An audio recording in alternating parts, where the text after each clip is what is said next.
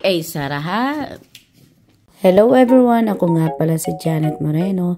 Laki sa hirap pero may malaking pangarap. So ngayon ng araw ay abala nga itong dalawang ito. Hindi nakakaalam itong batang lalaking ito ay anak pala yan ng kapatid ni Lane, yung sumunod sa kanya.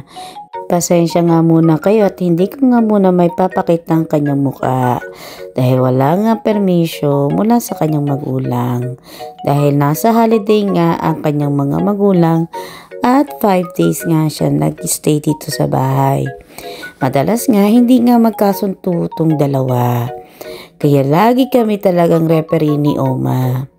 So ngayon nga, naglakad nga muna sa labas yung dalawang bata kasamang aking in-laws. Kaya kami ni Papa Lane ay abala naman para naman i-hide itong mga egg chocolate.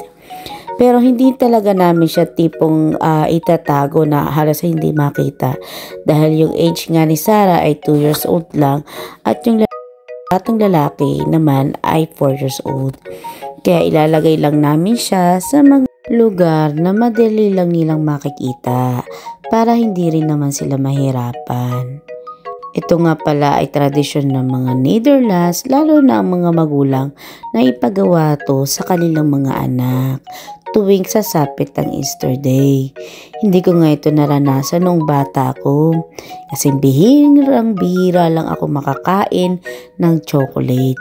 Dito nga pala ay napakamura lang ng mga chocolate kaya pwede ka talaga bumili anytime na gugustuhin mo. Nakakatuwa lang isipin na napapagawa na nga namin to kay Sarah. Alam namin sa kanyang edad ay hindi niya pa nga ito na iniintindihan. Pero maganda rin naman na iparanas sa kanya habang bata pa nga siya. Para next year, alam niya na yung gagawin niya.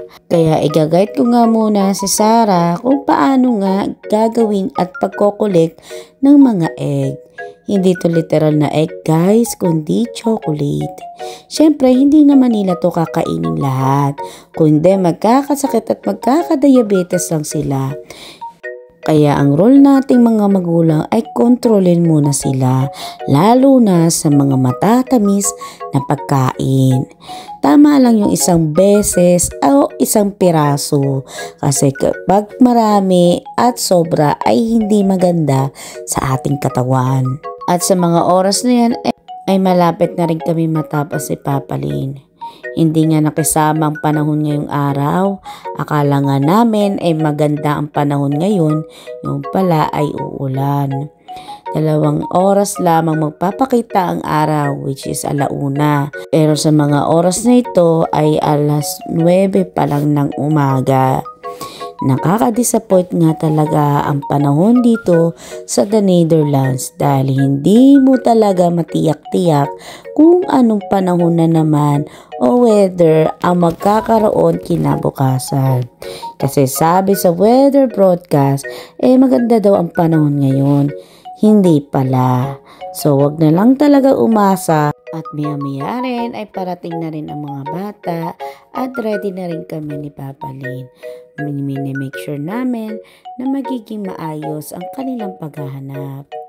2 nga lang pala sila dahil yung 2 nilang pinsan medyo may kalayuan nga ang bahay mula dito. 2 oras kasi nila binabiyahe yun mula sa kanilang bahay mula dito guys. At ginagawa rin naman nila ito sa kanilang bahay.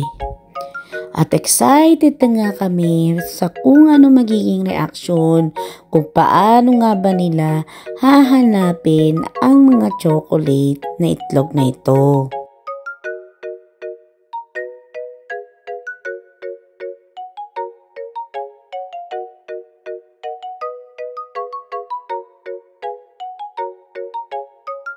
Maya-maya nga ay nandito na nga mga bata. At sinilip ko nga lang mula sila dito mula sa bintana. At tinitignan ko nga kung ano bang reaction nila. Sabi ko nga sa inyo, First time ko nga lang ipapagawa ito kay Sarah at medyo nga excited ang bata at pinigay pa nga sa akin yung una niya napulot. Sabi ko nga sa kanya, kukolektahin natin lahat ng makikita niya. Nag-improvise nga lang ako ng mga basket nila, which is yung mga pinaglalagyan nila ng mga laruan. Nawawala kasi yung basket ni Sarah na nabili ko noong nakaraang buwan. Hindi ko nga alam kung saan niya nailagay. Ganun talaga mga bata, kung saan talaga nilalagay yung mga gamit. At kapag hinahanap mo ay hindi mo makita. Kapag naman hindi mo na hinahanap, doon naman nagpapakita. Kaya nag-improvise na lang ako ng pwede nilang gamitin. Ito nga si Sarah ay hindi niya nga maintindihan ng kanyang ginagawa. Kaya tinulungan ko na talaga siya mangolekta ng mga itlog na tsokolate. Medyo nga tinuturuan ko dito si Sarah kung paano mangolekta. Ang bata nga, instead na ilagay niya nga doon sa basket niya, aba, gusto pa nga atang ibigay sa akin. Yan, sabi ko sa kanya, mangolekta nga lang muna tayo bago natin yan tikman mamaya. So si Oma nga rin ay tumulong na nga. At tuwan-tuwa talaga kami sa nakikita namin dahil si Sarah ay marunong na nga mangolekta. So, ito nga yung mga nakuha niya na at tinuturo ko nga muna sa kanya yung mga bagay na pwede niyang kolektahin.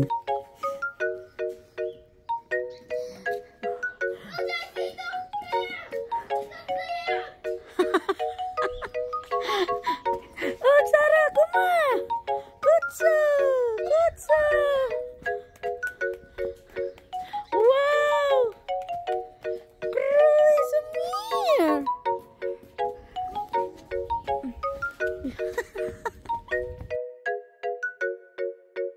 Patapos na nga kami ni Sarah mangolekta guys at ito nga yung mga nakuha niya.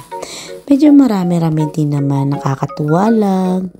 Di ba nakaka-proud na nagagawa niya yung mga simpleng task na pinapagawa ko sa kanya. At hindi nga siya makapaghintay at nakain niya na nga yung isang piraso. Dahil nga hindi magandang panahon, naisip nga muna namin na igala sila sa burderay. Ito nga pala guys ay kapareho ng zoo sa atin. Siyempre may pagkakaiba nga lang sa mga hayop. Dahil iba naman yung mga hayop na inilalagay nila dito kumpara sa atin. O nga pala guys, ito pala ay free, wala ang bayad. Libre nila itong inaalok sa lahat ng mga bata na gustong magpunta dito.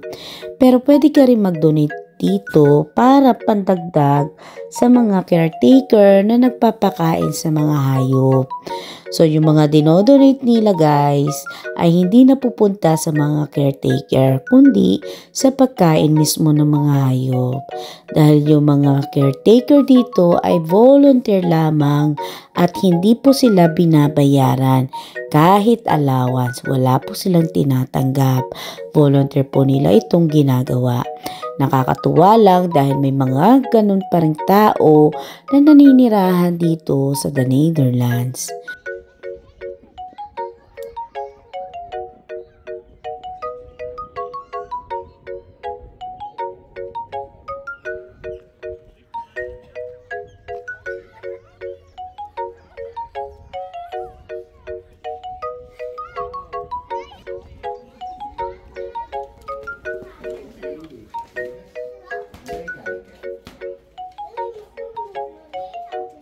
They're in the town pa. Hello!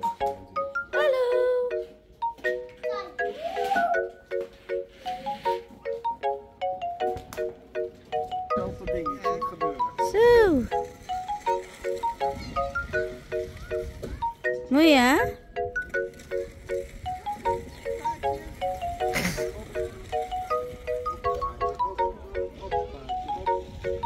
Guys, kung sa atin ang mga kambing ay pag-alagala lang sa farm, dito pala ay nilalagay nila sa zoo.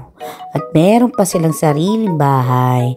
Napagpiro pa nga ang aking biyanan. Sabi niya nga kahit ganyang bahay lang ay pwede na daw sa kanya. Biruin mo guys, yung mga kambing ay may mga sariling bahay. Samantala yung mga ibang tao dito ay hirap nga magkaroon ng sariling bahay. Me, Lid Yao. Yay, but. If you go running,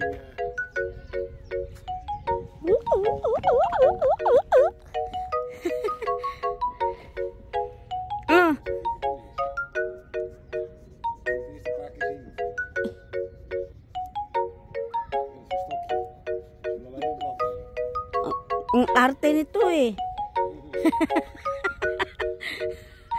Oh, kay ka. Agaw pansin nga rin sa akin ang pabong ito. Ang tawag nga pala nila dyan ay paw. Tingnan nyo, napakaganda.